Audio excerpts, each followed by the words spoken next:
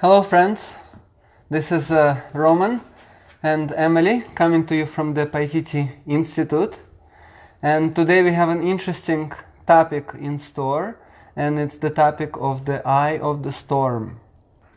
This is something that I often contemplate on, not only in this current situation in the world right now, but in general.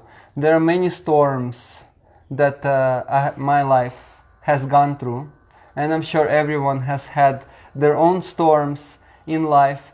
And so today, the eye of the storm in this particular situation we are in right now, but it seems like it's going to linger, and we are all stuck in this collective storm where everything is shifting around us. All of our old habits, routines, and ways that we would find some are appearing and dissipating right now. And the analogy of the storm in particular is quite interesting to me, because it's this collective storm that we are going through. And I lived in the Middle East for some time in my life, and there are desert storms there. And during the desert storm, guess what? Everyone has to wear a mask. Everyone has to put on something that can allow them to breathe without all the sand particles going in. And then, of course, the storm, also right now what is happening, this collective storm, is also encouraging us all to take shelter and to find refuge in our life, to be at home. Then another one that is quite interesting to me, that has to do with the storms of life, not particularly the physical storms, but the breathing issues. I've been researching a while back about children in orphanages. And actually the statistics show that over 80% of children that come from orphanages may have some kind of breathing issues in their lifetime. So children from orphanages are more likely to suffer from breathing disorders like asthma or all kinds of COPD or different things like this, chronic obstructions of the lungs, and may get sick more often, compromise the immune system. And in the Eastern medicine, in the traditional Chinese medicine that I'm also practicing, the lungs, they also have to do with finding that grounding, finding that rootedness in our original nest. The kidneys are grounding the lungs. And so the reason that so many children that are orphans have lung issues is because they cannot find a place for themselves in the world. They live in this world, but they can never feel themselves quite at home with where they're at. And this current situation in the world where everyone are sent to their homes, and then there is a danger of people suffering from this breathing disorder. The people may be suffering from lungs accumulating water and unable to function properly. And I was contemplating whether there is this connection here also. People who are at home right now cannot relax and continue to stress out and have anxiety and worry and never feel quite at home. Even when we are actually sent to our homes, we can still not feel ourselves at home.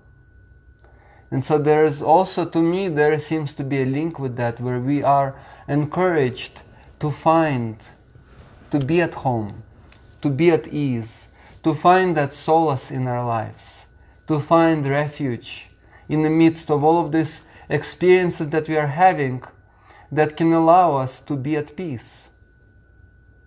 And so those are some of the things that I've been reflecting on. And then, of course, the storm itself, where, it's very murky, it's cloudy, there's all kinds of debris and sand flying around and you cannot see.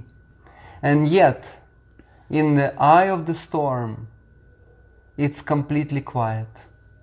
There is a total calmness in the eye of the storm. And many birds, many different types of birds, they like to fly right into the eye of the storm and then stay there throughout the storm. Also the buffalo, the northern American traditional animal, it's considered to be sacred by the Native Americans, and one of the reasons for that is because it charges towards the storm instead of running away from it. And then goes into the storm and also finds that calm, that peaceful place that is never disturbed, that is never affected, and then can stay in that state as long as the storm will last, without being bothered by the storm. And so there is this eye of the storm, and right now what we are collectively going through, also there is that eye of the storm, there is that calmness in the center of all this turmoil. And so I've been called to contemplate, what is that calmness in the midst of turmoil? What is that peaceful place that is so restful and so at ease, no matter what life throws at us? And so this is something that I have been contemplating, and I've thought of the topic for today that is quite appropriate for that. There is the eye of, and then why is it called the eye of the storm? Why is it the eye of the storm? Because the storm is so confusing, and yet in the midst of it there is that clarity. There is that insight, the bird's eye view. The bird that is hiding in the center of the storm can actually perceive the workings of that storm and can intuit how to engage with this process, how to remain free within the turmoil, within the circumstances. And so that's an interesting topic to reflect on, and I wonder what Emily wishes to share in that regard. Sure. Since this global unfolding, we've found ourselves here in Mexico, and it's kind of between Peru and the US, which is where we are heading. And yeah, I've been feeling this sense of not belonging here, and at the same time, that feeling, I can relate to it in a small way of being like a refugee here. I'm not in one place or the other where I thought I'd be, and it's actually been very refreshing and allowing me to wake up and see each moment as it is, instead of projecting into the future of where I think I'm going to be. But I'm curious if you think that that feeling of being a refugee can be beneficial along the way. Well, I can only share from my experience, and I have been a refugee at least one time in my life when I was a child and my family was in the night escaping the Soviet Union, and then we had to run across the border and have our documents taken from us because we were refugees, and take a train into other countries. And I found that being a refugee is an interesting kind of situation, because it's, like Emily said, neither here nor there. And then also it's this process of discovery. It's this process of coming out of old familiar routines and then discovering something new, something wonderful. There is a certain hope in the horizon. I remember as a child when I was a refugee, there was a certain hope in the horizon that we were going towards, but even the process of getting there was very fulfilling. there was this excitement and adventure to this process of coming out of our old familiar routine, and then not knowing what's going to happen, and at the same time being filled with the miracles of life, and meeting all kinds of people on the way, and finding relatedness and communion that I was not able to experience beforehand. So the feeling of a refugee is also related to a what refuge do we take in, where do we find refuge in our lives right now?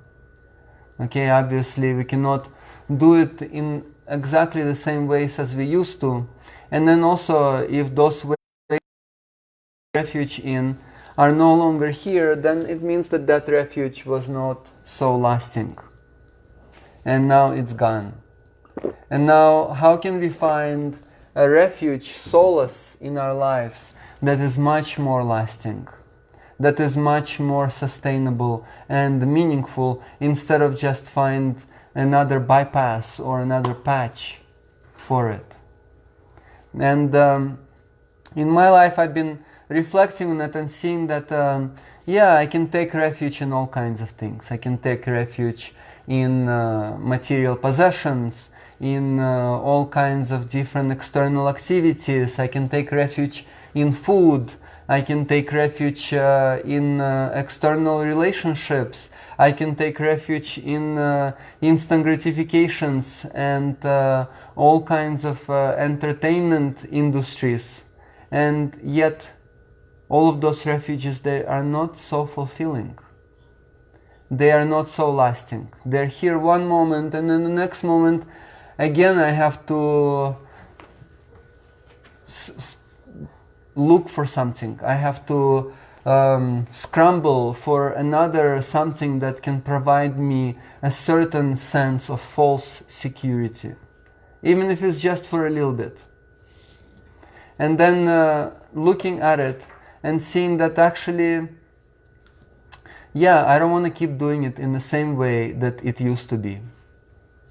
And I'm not interested to keep finding something that will only last for a little bit, and then I have to scramble for something else, and then I waste so much energy to keep scrambling continuously in my life. So how about we find something that is meaningful and is not going away and is lasting? And this is something that I do believe that is possible. Within this life where nothing is lasting, where all kinds of uncertain things are happening, and whether it's the physical storms or it's the mental storms or emotional storms, there are all kinds of things that are happening, and then I don't want to just keep looking for the next superficial instant gratification that will disappear really fast. It gets kind of old after a while, and it gets tiring.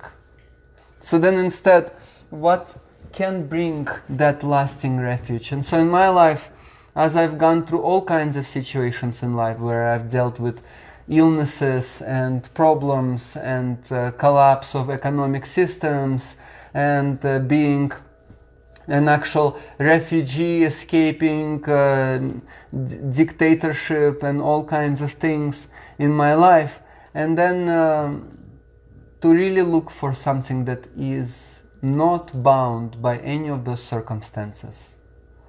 And after a while of searching and coming to this ancient living wisdom traditions that we work with, such as the Amazonian, the Indian, and also the Tibetan tradition, and especially the Tibetan tradition has brought a lot of perspective to me, and then I started seeing it in all other traditions, how there is this focus on essential humanity, on essential human qualities, how there is this focus on the ability of the human spirit to shine in the face of adversity. And so then with that, the refuge, the solace that people take in these traditions is actually in the turmoil. okay, you know what? From now on, I'm gonna look for situations in my life that take me out of my comfort zone, that take me out of my habitual security, and make me actually be alive. I can no longer be stagnant. And then I can be alive, and then I can see that, yeah, this heart-centered presence, this love that I can experience in my life, that I can tap into, no matter what happens, is that refuge. And then I can keep deepening the connection with that fearless love under greater and greater challenges. And it's interesting how in these traditions it's all gearing towards that, right? Love is the answer. All you need is love. It keeps coming back to that. And again, love has so many different faces to her. There's so many different shapes that love can take based on the circumstances that we are experiencing. It's not always this common idea of love being this kind of fluffy, cozy thing. But love can be that experience in my life where I can just give something away that brings me happiness to someone that I love, and not even have a second thought about it.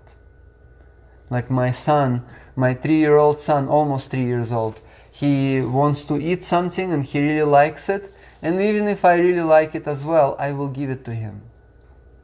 And that for me will be a lot more fulfilling than if I will eat that food myself.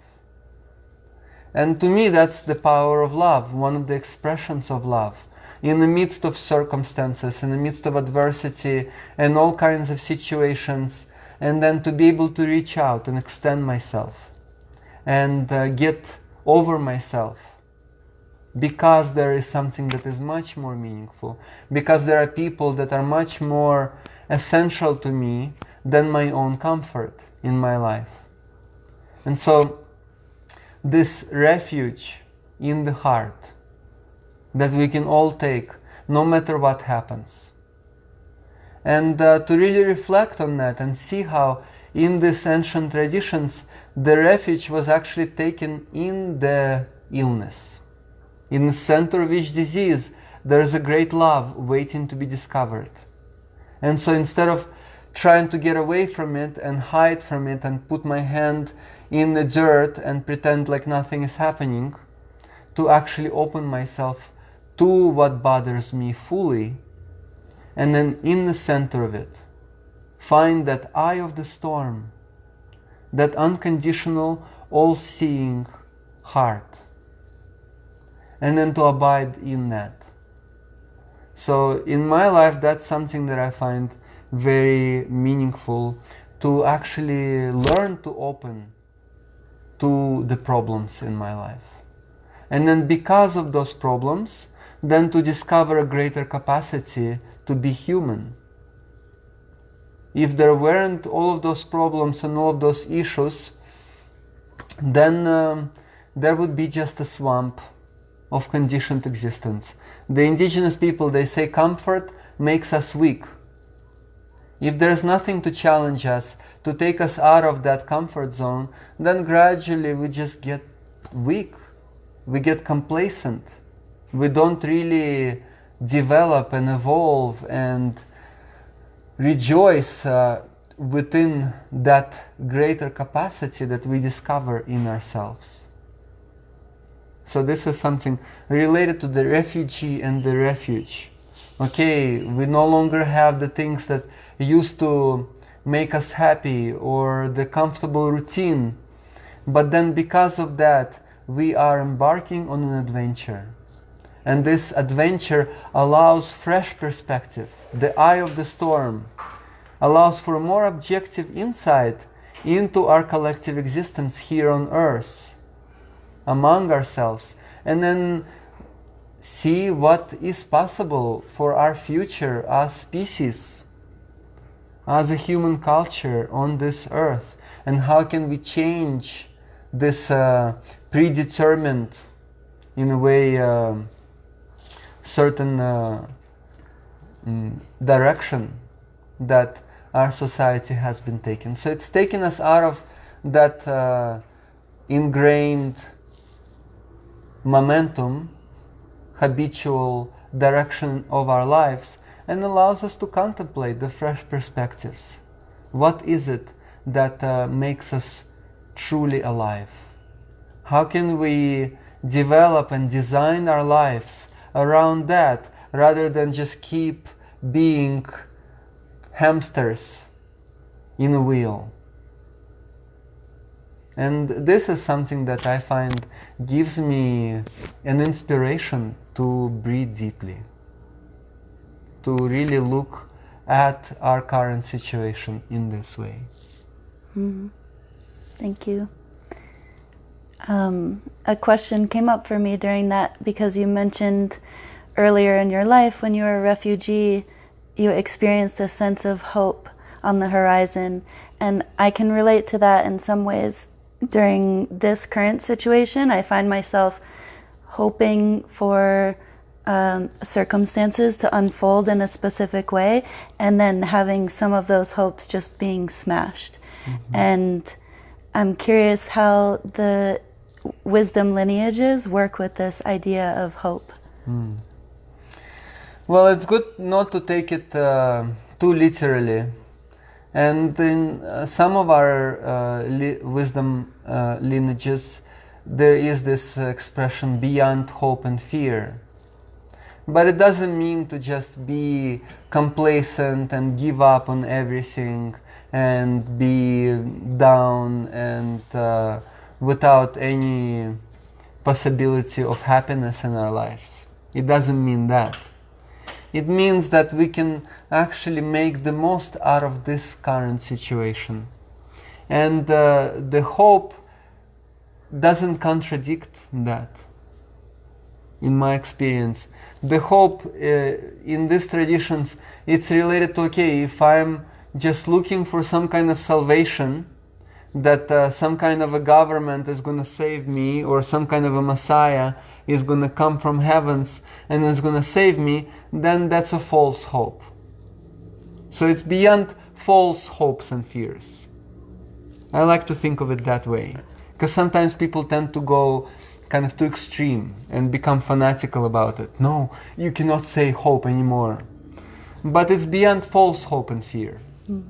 And so then, yeah, of course I don't have to wait for somebody to come and save me on a spaceship or something, or abduct me from my current circumstances.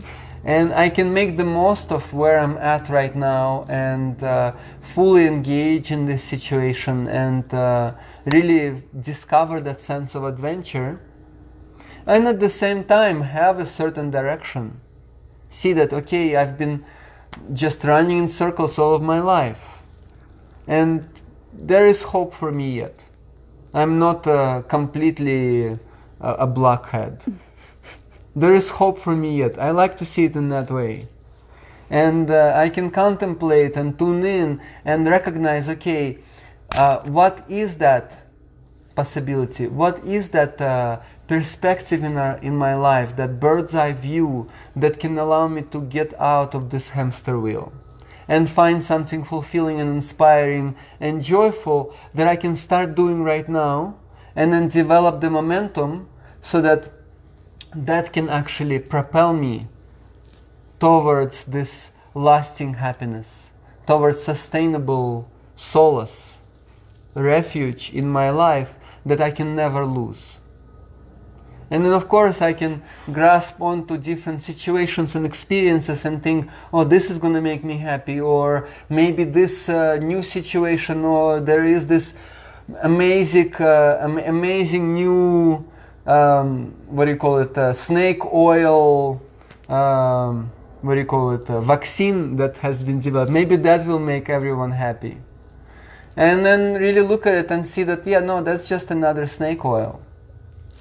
And if we get rid of this current situation in the world right now, that's not going to make me necessarily happy either. If I'm going to go back into my old hamster wheel, I don't know if that's going to make me happy. So it's not really about that either. It's not about resolving the symptoms, but getting to the root of it. Okay, what is at the root of it? What is at the root of this current situation that we are all stuck with?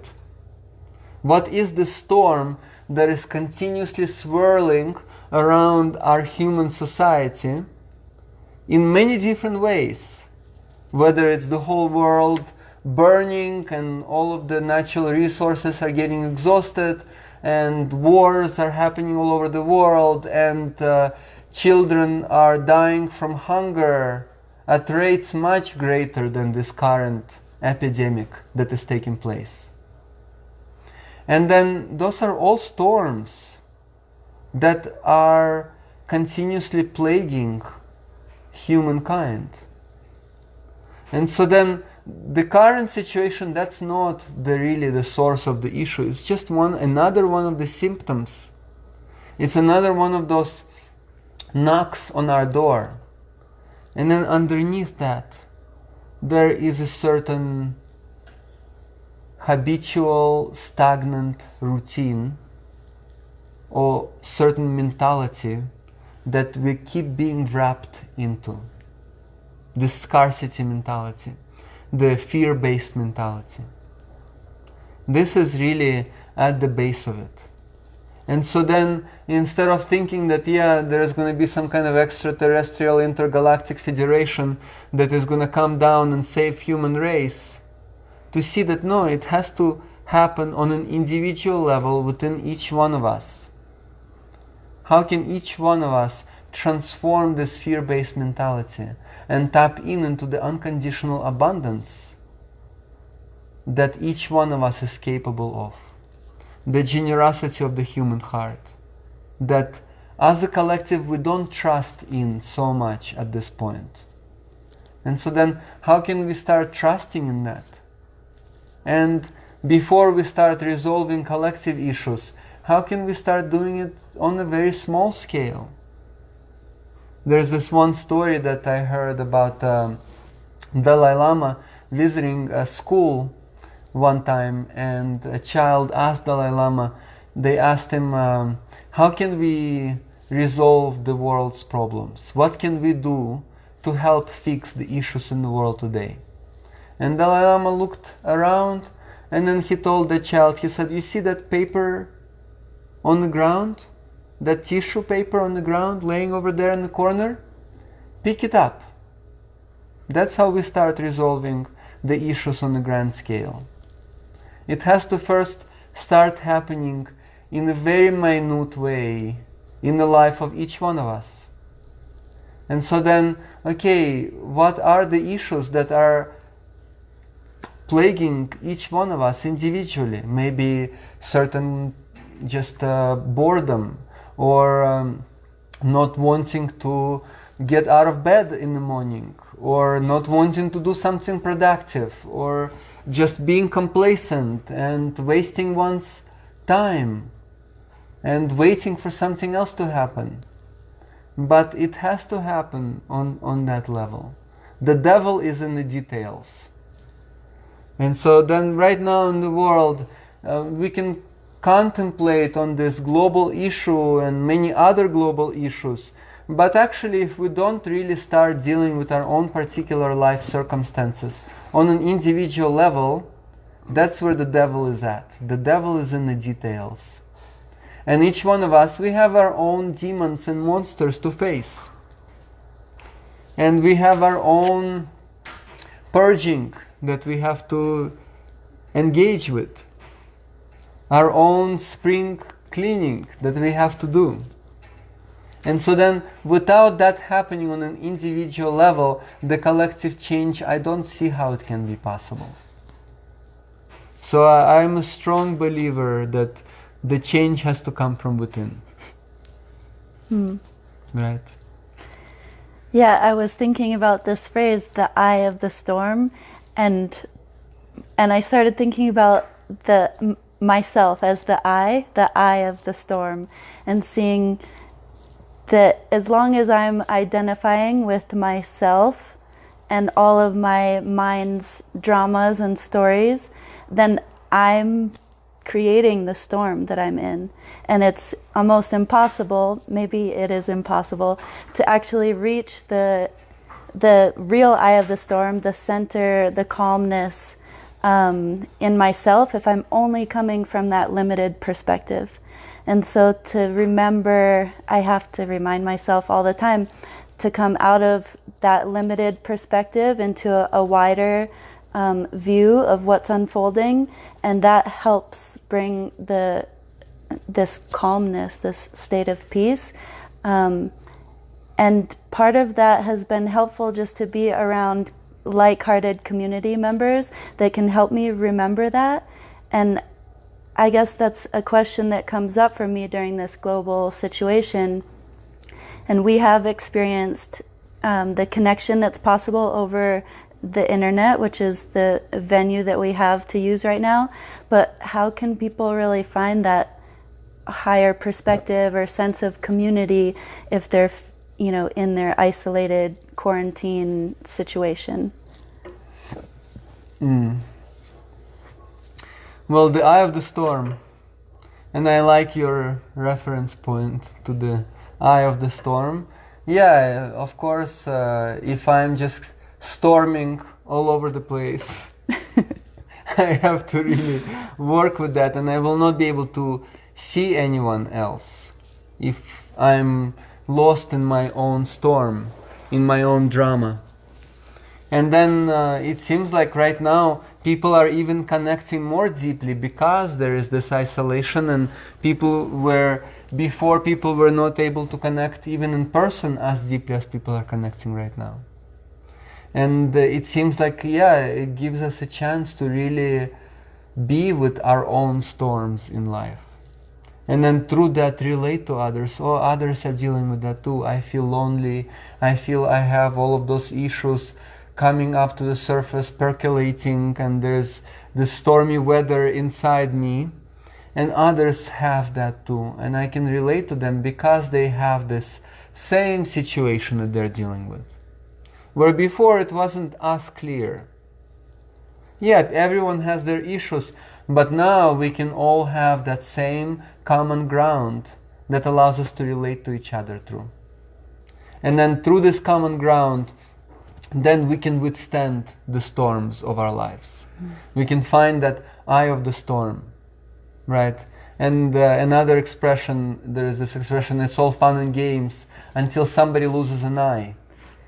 And the I can be both the I and also the I, the me, right? And so it was all fun and games, and then suddenly, okay, I'm losing this me, this I that has been so wrapped up in all of those superficial life habits, so wrapped up that I could not see farther than my own nose, just like in a storm. And so then, suddenly losing this habitual identity, this hamster wheel identity, getting up in the morning, go to work, come back from work, and sit in front of the TV, go to the bathroom, and go to sleep. And like that, whole life can pass. And now suddenly, okay, it's all been interrupted, and I've lost this identity, and at first it can bring a lot of turmoil, a lot of havoc. Oh no, I don't have this routine to keep me feeling like everything is okay, everything is set for me. I don't have to think for myself. Everything is already decided.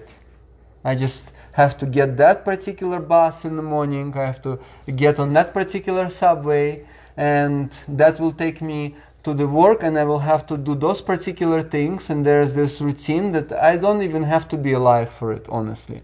I can just be a zombie robot. And then suddenly I lose it. This I, this identity, and there is this collective storm that is happening. And we all have to find the eye of the storm. Suddenly we all have to find that ingenuity in our lives. We have to reawaken the childlike nature in our lives. That is the eye of the storm. That is this aliveness, that spaciousness, the presence, the awe, the wonder, the willingness to actually soar towards our highest potential, just like the birds do. When they find themselves trapped in the storm, they don't try to get away from it. They actually go right to the center of it. What is this really about? And my son, he sometimes does this play acting, where if he falls, he will go there and he will play like he's falling again and again to really understand it. Like he really wants to understand how is it that he fell. And then he will fall 10 more times in this playful way before he will go on. And so then to me that seems also like, okay, there is the storm, and I find myself dealing with all of those issues that have been scooped under the carpet before. Everything starts to rise to the surface. The storm brings everything up, all the dust. And then I'm being discouraged. Suddenly I have all of those emotions and issues that I've never learned how to deal with. And I keep failing dealing with them. And then I fall down, and then just like a child, I can engage with that playful mentality. And then, okay, let's do that again. Okay, I want to fail better. And fail again. And then to learn how to do it more meaningfully and to really engage with myself and in the center of all of my issues and all of my problems. To find that treasury of human connection and potential. Without that willingness to actually face myself, I cannot find relatedness with others. Without finding gratitude for my own life, I cannot really appreciate other people.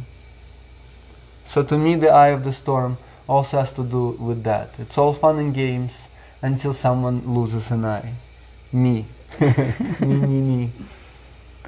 Mm-hmm.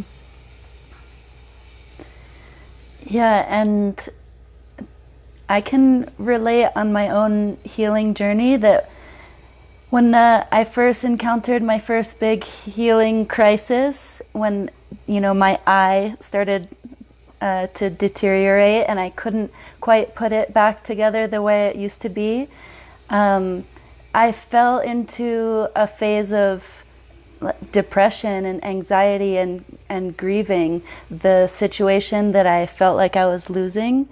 And in this situation, I'm just wondering, because I can imagine a lot of people are falling into that space of feeling depressed or feeling like they don't belong and questioning everything.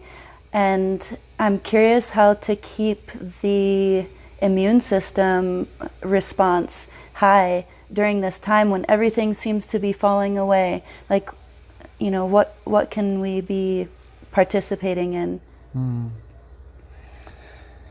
Yeah, that is also something that I find meaningful to actually awaken. With all of those issues happening in my life, I have to awaken. I have to start taking responsibility for everything that is happening. And then in this ancient healing traditions, the illness actually comes through the gap in awareness, where I'm complacent, where I'm unaware, where I'm just living my life without that spark of inspiration, without the wonder and awe and the beauty that inspires me to awaken my heart farther, the inner beauty. And so then the questioning of my life and waking up, okay, if I don't have that spark, if I don't have that connection to the inner beauty of all of those essential human qualities that don't shy away from ugliness, that's the real beauty, that don't shy away from issues. And then that tends to rekindle the vitality of the organism. But if I'm living without any inspiration, without any spark, without any motivation, and I'm just doing things automatically, then that's how the illness comes in. That's according to the perspective of these traditions. When somebody gets sick, then the first question that they're being asked is, how did you lose the spark of life? Where did you wander away from the calling of your heart? How can you return to that? What does that mean underneath the particular appearances? Because yeah, I can have a certain idea, okay, maybe mountain biking makes me feel really alive, but it's not the mountain biking. The mountain biking just makes me so fully present and engaged, and I can fall down at any moment and break something. And then I have to be really alive and really aware and awake and present, and it's this impartial presence. That is really the joy that all of those other hobbies are helping me recognize. Someone may find it jumping from a parachute. Someone may be doing it when they are painting and drawing, but there is a sense of deep presence and purpose and meaning. And so to see whatever brings you happiness, whatever it is, it's not that thing in particular, but it's the energetic quality of it. That full unconditional engagement in this very moment, just like what the children experience. And so that to me is what allows the health to be vibrant. But if everything is decided for me and I have no say about it, and I'm completely just a little wheel in the big, Big Ben clock, then that's a problem.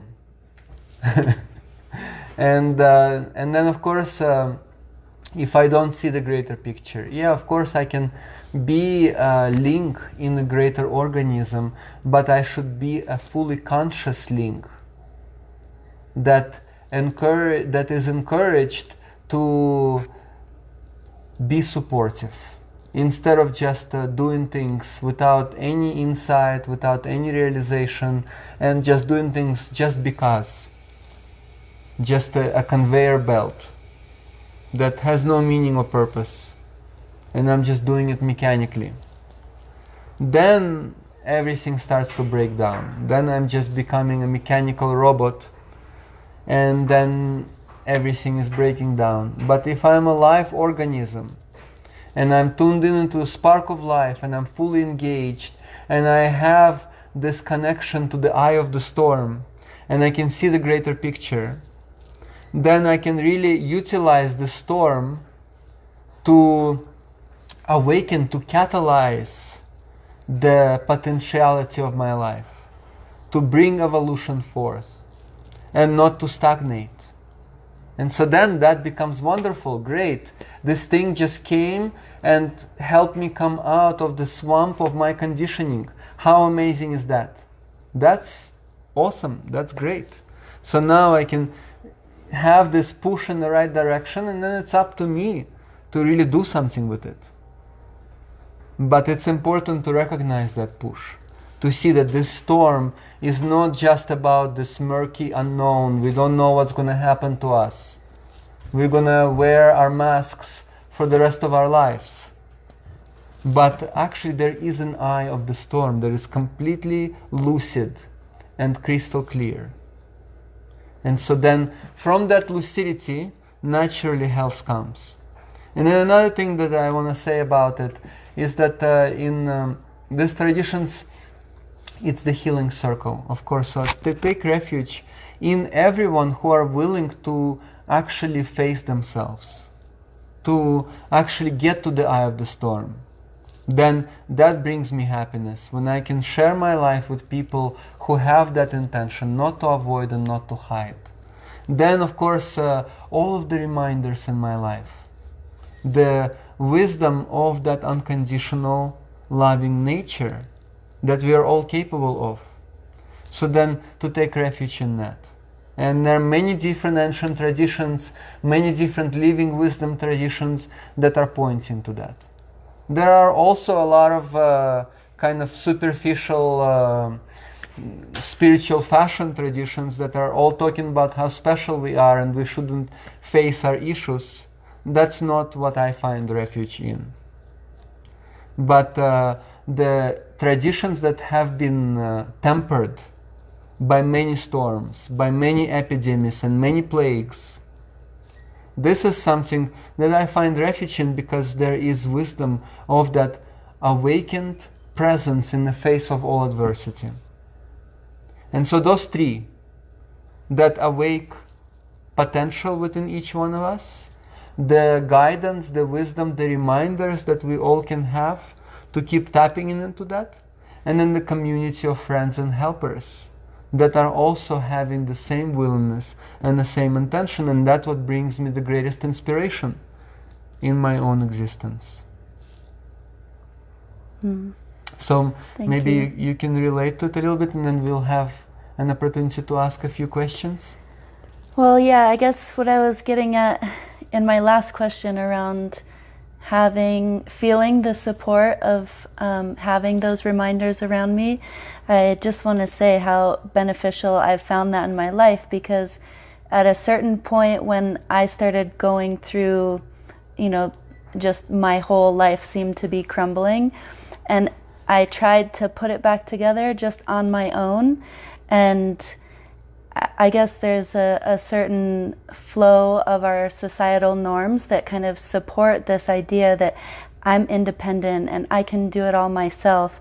And I tried that for a while, and it didn't take too long to see that as long as I'm just seeing myself as this little separate self, I can't really evolve without those friends, and feeling a lot of gratitude for finding a community of like-hearted people who do want to get to the center of the storm and see what it's about. Yeah, absolutely. And the storm does have a particular pattern, and the storm does bring all of the elements together. They all start swirling in this vortex of transformation. And so then, it's through the storms of life that we can actually find real people that we could relate to and awaken with together. It's all of those blessings in disguise. And so we'll have an opportunity for a few questions. We've shared some of the essence around it. And so then if you have any comments, insights, questions, realizations, then we welcome you, friends, to relate with us and share what's coming up for you in this current storm of humanity. Anything is coming up? Yeah, I'm going to read questions from the side over here. Okay, Cynthia is here next to us. One of the questions, Belazove, you did touch on this some, but she says, how can we find true refuge? Yeah, true refuge. Okay, definitely I find those three that I mentioned to help with the true refuge. This I find in my life I like to take refuge in the issues that are arising. That's something that will keep happening. Yeah, I can always trust that there is going to be all kinds of situations that will teach me something new. So then I can take refuge in each new moment, to rest deeply in, to learn something about. That's something I can trust. There is always going to be something for me to learn. I'm always going to be brought face to face with uncertainty, with insecurity. And then because of that, I can actually keep awakening. I can keep awakening that ingenuity and adventuresome attitude towards life, and not stagnate and forget myself and just become a robot. So then all of those situations that keep taking me out of my comfort zone, I can learn to take refuge in them with my heart, right? Not just to take refuge in them as being footballed around by the problems in my life, but to take refuge in them in a way where I can keep finding the worthy opponent in my life that helps me to evolve, that helps me to develop, that helps me to awaken my heart and not self-absorbed. And so if it wasn't for all of those issues in my life, then I would be a very narrow-minded and very self-absorbed kind of person, and would probably be hiding from myself right now and not appearing on Facebook Live. But all of those situations, they encourage me to get over myself and to extend my heart to people around me and to discover the beauty of the heart that is able to face all of the ugliness in the world. And so that's something that I find refuge in. The refugee lost everything that I have had and haven't found anything yet, and it's in that place between the rock and the hard place that I learn how to truly savor every moment, how to appreciate every moment of life and not waste my time on meaningless things that, of course, involve my dramas. So that's something that I find the refuge in, is that awakened heart presence in the face of uncertainty, in the face of adversity. And then the guidance, the continuous reminders to keep bringing me into that. And I keep forgetting, of course. And so I appreciate everything that keeps encouraging me to awaken from this dream of separation, from this illusion of scarcity and fear-based mentality. And then the friends and helpers that are also having the same intention and willingness to face themselves uncompromisingly. So that's something that I find meaningful. I don't know if you want to share something. Well, yeah, the true refuge to me is kind of a space where I can surrender into what's happening in every moment as objectively as I can, and then at the same time actively participate in what's unfolding around me from a place of an open heart. And that open heart has to be connected to something much greater than just myself. And like Roman said, it's a practice. That's the most ideal way that I can state it. And at the same time, it's only something that I can experience, is that state. And I definitely don't experience it all the time, but I wish to move in that direction. Another one? Another question from Inette is how to be less hard on myself and forgive myself. How to be less hard on myself and forgive myself. That's a really good one. And I find in my life, forgiveness comes from understanding. If somebody has done something to me and they have hurt me, then I can say that I forgive them, but energetically I will still have some kind of closing down to that person or to that situation. And so then if I can understand someone more deeply, if I can see, okay, someone hurt me, but they hurt me because they've had all of those issues in their own lives, and they themselves are hurt, and then I'm much more likely to forgive them if I can understand that. If I can relate to their own humanity and their own struggles, I can forgive them fully, unconditionally, because there is that relatedness. And here, of course, it comes back to facing myself, Okay, how can I forgive myself? I can see myself indulging and going into all kinds of shenanigans and dramas, and then I can learn how to get to know all of those little monsters in myself. Oh, here comes the anger. How long has it been with me? Here, come here, my little friend. I can hug you. Or sadness, or depression, or fear. I don't have to keep avoiding that and judging myself for that. I can see that, yeah, I've had my share in life, and I've dealt with my own problems and issues to a certain degree, and then I could not deal with it otherwise, just because of not knowing any better. And the more that I can get to know all of those weaknesses in myself, the more I can find and discover the strength of the heart, the forgiving heart. And so here I think it's worth also mentioning that the heart, I mean, I talk about the heart and it may sound very nice, but in these traditions that we work with, the heart is not something that I have to force myself to feel.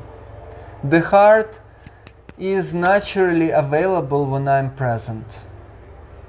The love and compassion are inherent qualities of presence itself. So when I'm not present, then the heart is clouded. The heart is blocked. When I'm avoiding, hiding, and distracting myself, but when I can be fully present with what I'm going through, the heart is available. And so I can find myself in the midst of my habits that I dislike, and yet I do them. And instead of just judging myself and reprimanding myself and trying to not do it and block myself, just so that I can do it again in the future, it's this kind of capricious teenager and strict parent motive. So instead, how can I open myself up to what I'm experiencing and really understand the workings of my conditioning? And so here there is a quality of palpation in my life. Okay, I have a headache. Instead of just being upset that I have a headache or that I'm disturbed, I can open to it and I can, okay, what kind of quality does this headache have? Maybe there is a dullness to it. Maybe there is a particular emotion that is accompanying it. And I can open and really palpate the experience that I'm having instead of blocking it and judging it. And the more that I can palpate it, the more that I can experience the texture of the experience that I have, the more I can open my heart to it.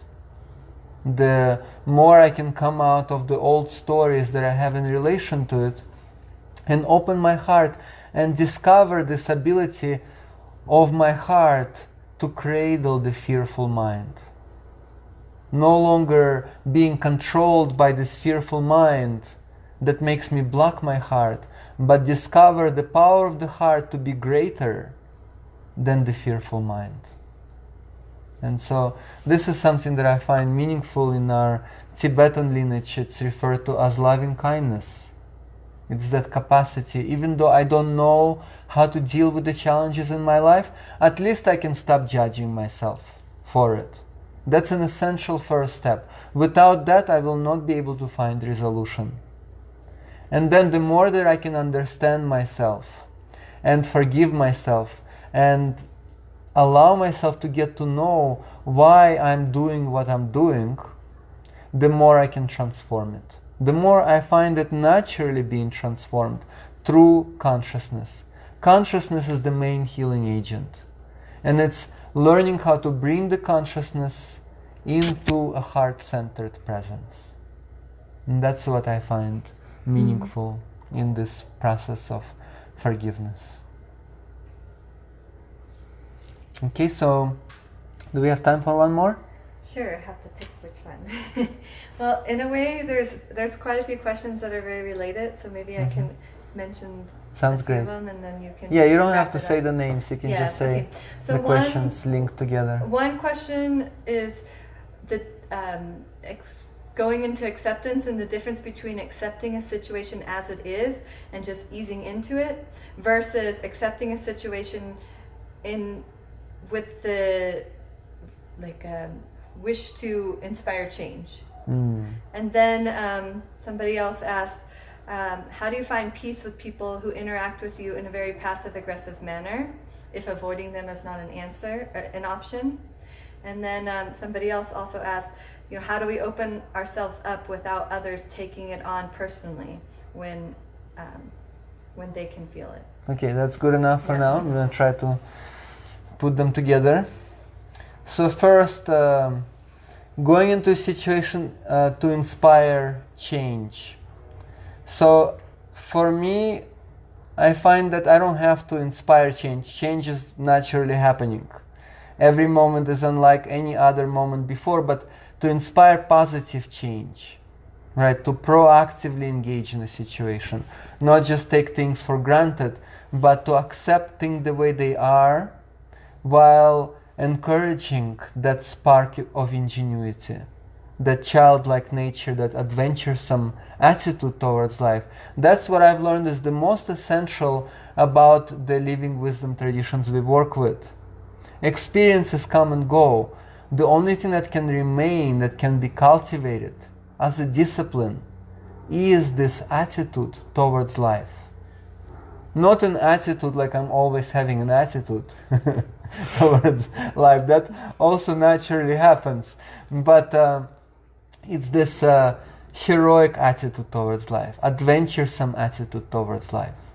And so I can accept things the way they are to really understand all of the dynamics. And then it's through that acceptance, through that openness and objectivity, this eye of the storm, then I can engage with the art of no resistance. Instead of resisting the situation, I embrace it and then gear it exactly where it needs to go. And there has to be that spark of ingenuity, that childlike nature that is also within each one of us. It's that tenderness, the innocence, the not knowing. And then to actually bring that to the forefront of our awareness. It's okay to not know. It's okay to be helpless. That's how we discover. That's how we evolve and develop. Everything that we have in the world today has come from this original state of not knowing. That the childlike essence has to be birthed through.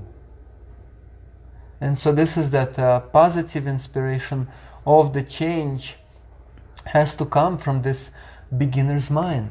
Okay, this is what it is, and I'm willing to make the most out of this situation, and I'm willing to bring the human spirit into this experience that may be stuck or having despair into it.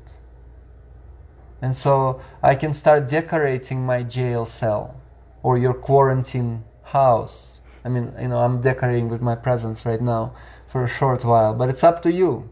The rest, decorate that confinement. Make it lively. Make the most out of it. And then suddenly it's no longer a jail cell. It becomes an evolutionary retreat center where your highest potential can come forth, where you can start to relate with everyone else who are confined right now. And so the confinement, when embraced, becomes a connecting link. And I find that to be really beautiful when it happens in that way. Then another question was, what was it? How to deal with someone who is passive-aggressive. I find that it's a great opportunity to develop human essential qualities. If I find someone who is passive-aggressive or someone who makes me frustrated or irritated, like I'm banging my head against the wall, like I have those situations with my wife at times. And so then when I'm in those moments and I find this frustration, this irritation, this kind of reactionary mentality, then I catch myself. I find that to be very important, to catch myself and to see that, oh no, this is a beautiful opportunity for me to cultivate patience. If it wasn't for this person who is making me so impatient, I would not really have an opportunity to develop greater patience. Or if it wasn't for this person who is being so triggering and passive aggressive, I wouldn't learn how to approach this situation in a more firm and loving and present way. And I wouldn't be pointed to my own short-temperedness.